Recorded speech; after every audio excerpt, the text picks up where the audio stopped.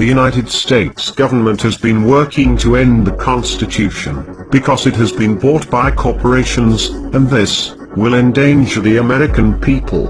We will not stand by and watch while this government that are controlled by corporations of dissection rips away from all of us the freedoms that our forefathers granted us, freedoms that were fought for, bled for, that our ancestors died for.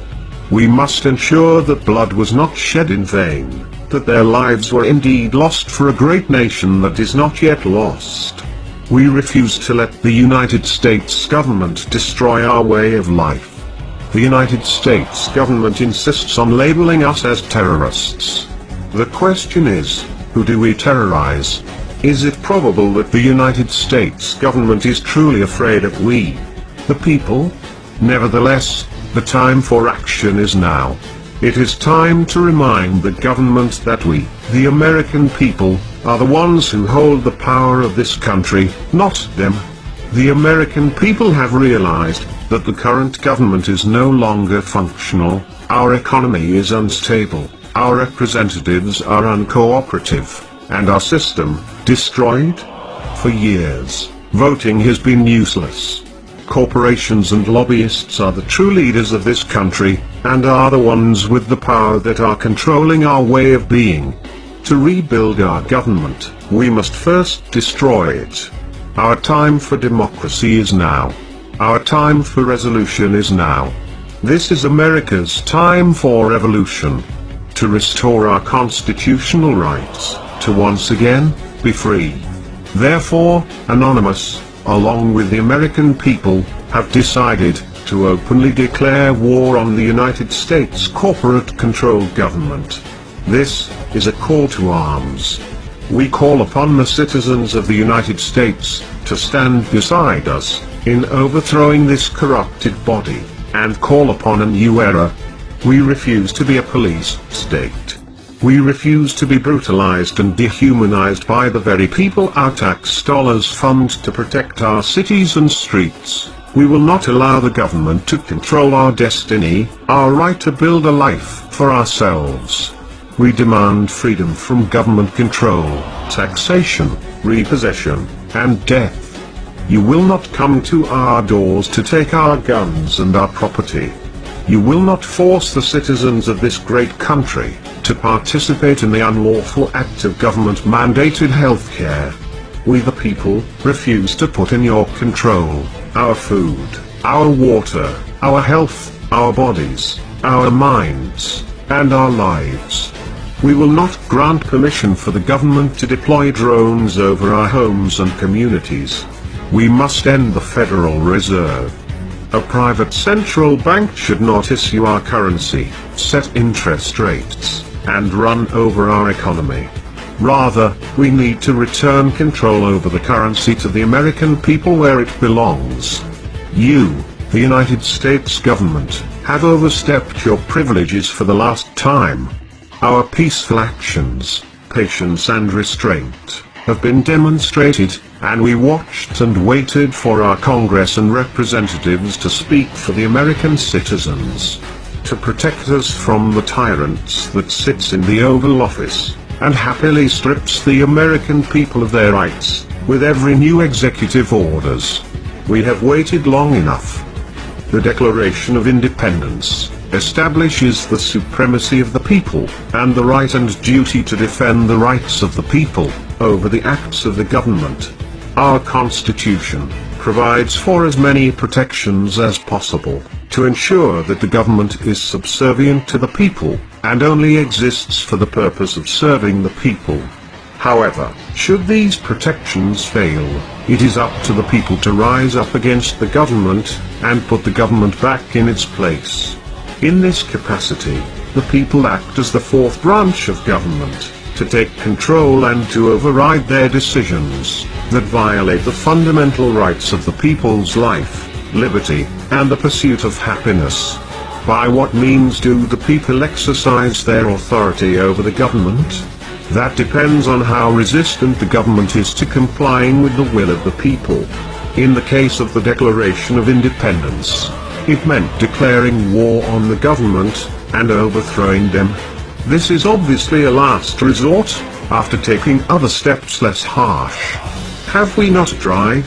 It is clearly the right and the duty of the American people to overthrow the government, in order to restore the United States as a government to serve the people.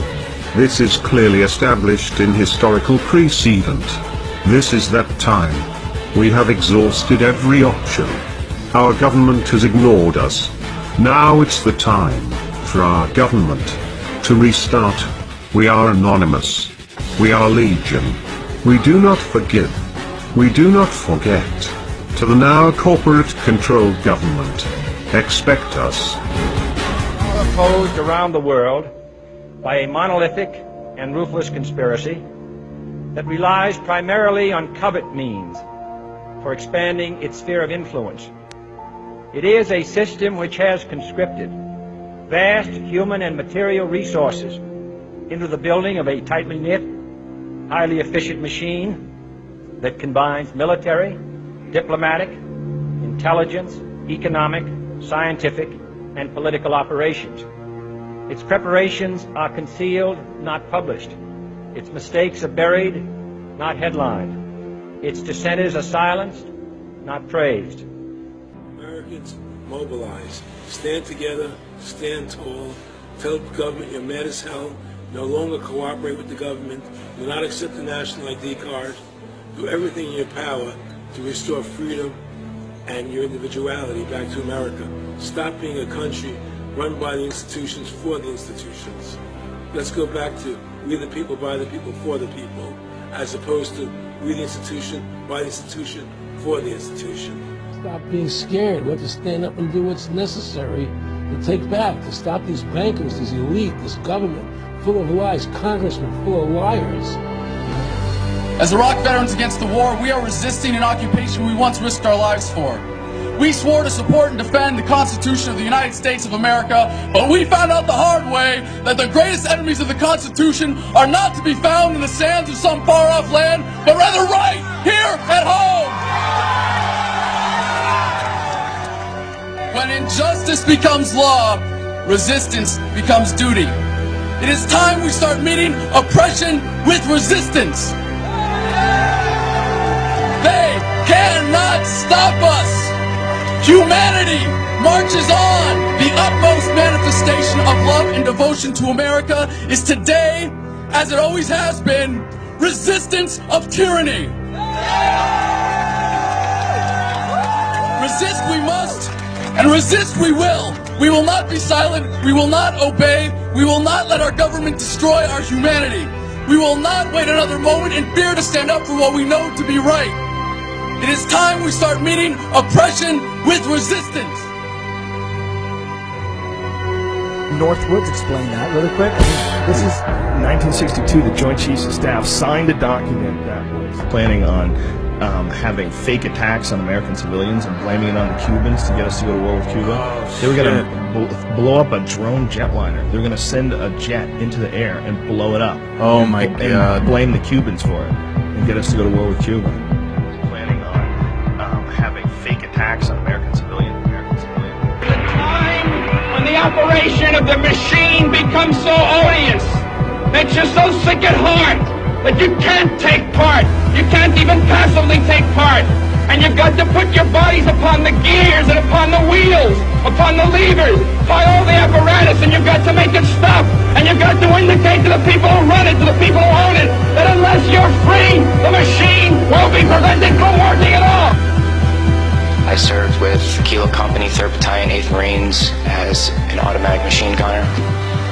There's a term, once a Marine, always a Marine, but there's also the term, eat the apple, F the Corps. I don't work for you no more. And I'm a Marine. I took an oath to defend the Constitution. The Constitution! I didn't take an oath to defend these banksters. And I guarantee you, all you devil dogs out there need to rise up and take over this country and defend the Constitution against these punks. Okay, I'm sick of it too, Alex. You know, I'm a Marine, but I'm sick of this You know, they're using us and they're sucking us dry and they are destroying us.